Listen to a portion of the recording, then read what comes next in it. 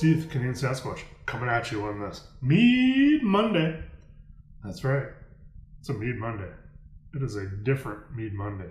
Starting today, we are getting rid of the mead reviews on Mead Mondays. We're moving the mead reviews to Thirsty Thursday. So essentially just splitting the video up so you don't have to sit through an extra long video. And if you don't want to watch the mead review, you don't have to watch it to get to your questions. If you don't want to watch your questions, you don't have to shorten in the videos. Essentially what I'm trying to do, instead of the extra long Mead Mondays, they're going to be a little bit shorter now. And with that, I also want to mention the Meadology via Amazon. Get this guy out of the way. Shirts via Amazon. The link to my store, which is essentially an Amazon store, is down below. It has a link to the book. It has a link to the shirt. It has a link to all the stuff that I approve of. And if you guys wish to buy some of that stuff, that'd be great. It costs you no extra money to buy it through my store, and I get a few percentages from the sale. So yeah, the link to the store will be down below.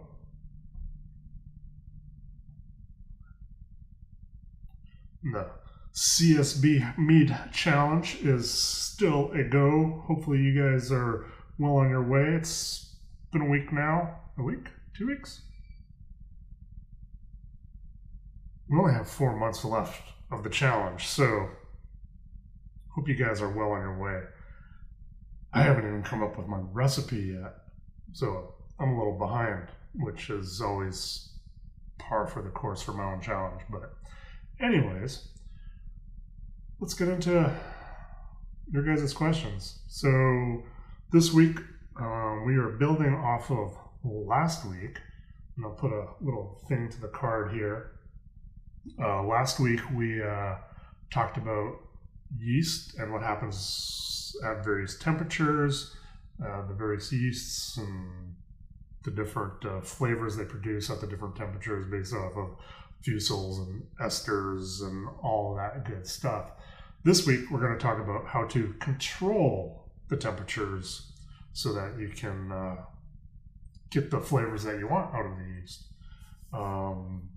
So you have your carboy. This really isn't a good carboy for fermenting in. It's only a half gallon, but for today's sake, this is what we're using for demonstration purposes because it's nice and small. Anyway, so you have your carboy, you got your airlock, and you need to temperature control it somehow. Basic way of doing it is just setting it someplace within your house or an apartment or whatever you have, and just using the ambient air temperature of the your dwelling to temperature control this. It's the easiest way. It's not the best way, because if you're someplace hot like we are here in Texas, the house will quite often get up to 80 or 85 during the day because we don't let the air conditioner run crazy throughout the day. So that means whatever's in here is going to be hitting 80, 85, 90 because active yeast will heat this up. So yeah, so ambient air temperature, not bad. If you guys have a basement or something that has a decent temperature in the 60s or high 60s, low 70s, brilliant, put it in there. Another place quite often is a closet or a cabinet. Those are quite often a little bit cooler because they're a little bit cooler or a little bit warmer because they're insulated from the outside a little bit better because they're on internal walls usually. So yeah, they can maintain a closer temperature to what we wish to have for our yeast. Again, it's not the perfect ideal solution because you can't fine tune it or whatever. It's just sitting in the space there with whatever temperature it is. So from there, we can put it into a tub. And for this part, we're actually going to go on a journey. That's right, I'm taking you guys to a different part of the CSB compound here where we can start talking about other things for fermentation control. So I will be moving from the GoPro to the iPhone, so there will be a little bit of a video quality difference going on here as I do that, so bear with me on that. Alrighty, and here we are. We have a tub. What we can do with the tub is we can put our carboy in the tub, and we can fill this with water. So we can fill it with the water at the temperature that we wish to ferment at, but we know that the temperature will change over time. So we can do things like we can add ice cubes or bottles of frozen water to this to help chill it. Or if we need to heat it up, we can add hot water, or we can take those same bottles of water, heat those up, and put those in. Or even something like rice packs or something, heat those up, toss them in, warm that water up, so we can better control the temperature of what we're fermenting in using the water and whatever we're putting in into the water to either heat or cool it. Another thing you could do is you can get if it's really cold, you can get like an aquarium heater and put that in there, and that can heat up the water as well. So you can have a little bit finer control over the heat of it and just keep it at that. But if it's, you don't really have aquarium coolers to do the opposite of that, but we will get into something similar to that in just a little bit. Another thing we can do is if you guys don't have like a big tub like this, but you have like just like a tray or something, what you can do is you can actually put like a cotton shirt over top of the carboy, and then it will wick up the water. And if you can set a fan on it, so it blows across the carboy, what that will do is that it will actually cool things down as well. And how that works is just through the evaporation process, similar to how the human body sweats. And to cool down, it's because it sweats out the warm liquid, the sweat, and it will evaporate, which cools us down. It's the same principle. So, like if you cover it with a shirt, with a little bit of water in the bottom there, the shirt will wick it up, the fan will blow on it, which evaporates it. And yeah, so that's how that works. And it doesn't have to be a tub just like this one. There are a variety of tubs out there that you can use. And we're just going to go for a walk through here to all the mess. And you can see this tub right here. You could use something like that. You could use a cooler. This one in particular I actually use for cleaning my bottles. So it's got a solution of PBW in there that I just let the bottles soak in, and it cleans the insides and the outsides so they're crystal clear. But yeah, you could use a cooler. They hold water fine. And also that if it's a big enough cooler, you've got the lid, so it helps control things even better. So the next thing we're going to talk about is like fermentation chambers. So that's kind of where the cooler is at, doing a fermentation chamber if you can close the lid. And here we are at the CSB fermentation chamber. Yes, it is a chest freezer. It is a chest freezer that is plugged into a temperature controller. And you can hear and see that it actually just went off. And that 3.5 means 3.5 degrees Celsius. I did make this temperature controller using the STC 1000 right there. And an on-off switch so I can kill it quickly. That just kills power to everything here. And then I have a cold plug.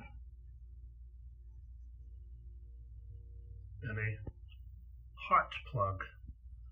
So as the STC1000 hits a certain temperature, at this point 3.5 degrees,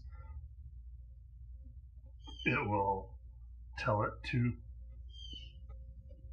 cool, so it turns on the power for the cold side, which turned on the freezer. Now if it was too cold, then it would turn on the power for the hot side. Now we'll crack this open. I'm currently not fermenting, I'm using it as my kegerator. Simply because, well, I have kegs that need to be drank and I'm not fermenting anything currently. So how this works is, well, you get the freezer part, and since it's so cold, you can actually see we've got ice forming. And then this is actually supposed to be over here, but we've got the thermometer, the thermometer probe. So this thing here is what's telling that guy over there what the temperature is. So it turns on the cold, which chills down the freezer here. Now when it gets too cold, what will happen is heating pad, just a standard heating pad. I took the fabric off of it,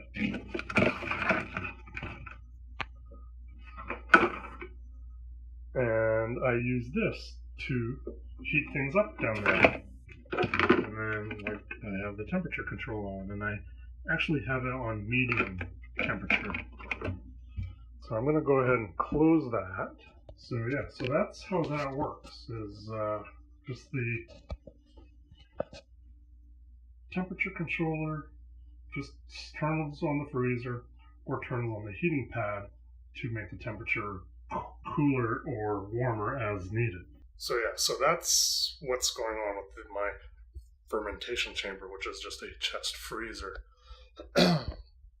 So just using the freezer part, turning it essentially into a fridge using the controller, and then a heating pad to warm it up. So like when you're fermenting and you want something fermenting at 68 or 70 degrees, then you will turn on the STC 1000, set it up for that temperature, and then just let it hit those temperatures, add your fermentation vessel, bucket, carboy, whatever, and it will control the temperature, so it's always set to what temperature you want it to be at. And we're back in the house to finish up this chat. So there's another thing that you can do for a fermentation chamber is you can build one from scratch. You can take like an old dorm fridge and build something around that. You can take a chest freezer, rip out the guts, and build a completely like different setup whatsoever. It all depends on how handy you really are and how much you really want to like just completely customize something to work for your needs. I eventually would like to build my own fermentation chamber. Right now I just don't have the time for it because I'm got all these other things going on, other woodworking projects that I need to hurry up and get done. But once that is done, then I do plan on building my own fermentation chamber, essentially out of wood insulation, and ripping apart some old fridge to get the chillers working with the chamber. So yeah, whatever you can do to keep the temperature on your fermentation going, that is something that is definitely beneficial for making tasty beverages. So hopefully this has given you some insight into how you can go about controlling the temperatures of your fermentations a little bit better, so you can help try and reduce some of those off flavors if you've seen any of the off flavors from fermenting a little bit too high, or if you have issues with fermenting too cold. Other things you can do with the too cold thing is you can actually just take that heating pad and set it out like on the floor, well, as long as you have like a tile floor, something that is heat resistant. Set that heating pad down on that, and then you can put your bucket on top of that and use that to temperature control manually. So as it warms up, you can turn it off, or as it cools down, turn it on, etc. manually, just to keep those temperatures going. That's actually what my mother does when she makes wine. She just uses a heating pad underneath her bucket that she uses for making the wine, and keeps the temperature where she needs it for the wine. You can also get straps that are built specifically for brewing buckets and whatnot, and you just wrap it around the carboy, the bucket, or whatever, and it adds a little bit of heat to it just to keep those temperatures up when it gets too cold. So there's a lot of ways to control the temperature so that we can make the better meads or beers or whatever.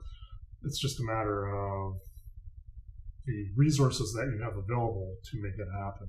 And with that, my friends, that is it. If you guys have any questions, hit me up in the comments down below or through the various social medias. The link's down below for all my social medias. Our store is open. Link to that is down below, so you can purchase the book, the shirt, etc. I also have on my website various tools for helping with beverage brewing. The last one that I just uploaded is for blending. So you can blend two beverages to get to a certain alcohol ABV.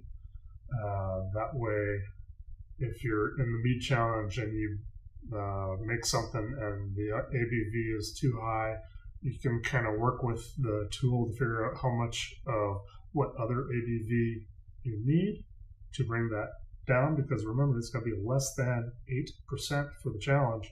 So if you make something that's 9 or 10%, you got to bring that ABV down to less than 8. So you could add a little bit of water, or some other lower ABV beverage to drop that down.